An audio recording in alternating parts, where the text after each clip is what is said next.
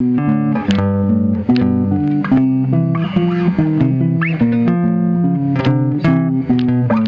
so I already played that stuff.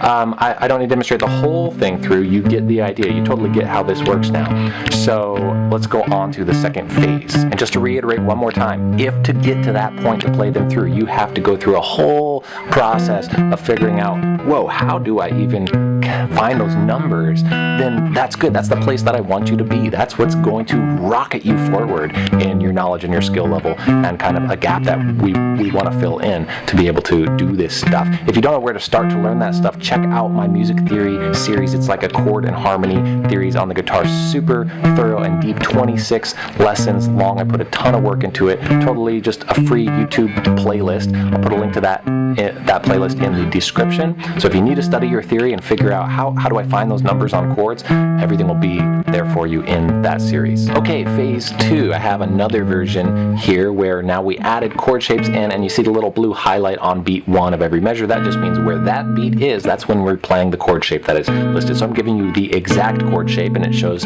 what fret position to be on for that chord shape. So that chord shape is what we need for each chord change. So every time a chord changes on the beat that it changes, we're going to play that chord shape, and the bass line remains the same as it was before. So again, you might have to change where you play the bass line because you need that note to be lined up with the spot that the chord shape is listed on the fretboard. So you'll be fine figuring that out, I'm sure. Just let me know if you have questions in the comments.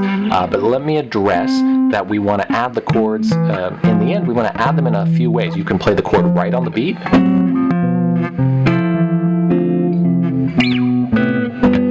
That kind of thing. You can add the chord as the upbeat. This is stuff I went over in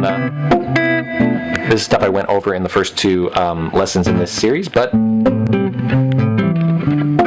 don't have to watch those to kind of get this down. So I'm doing kind of an up punch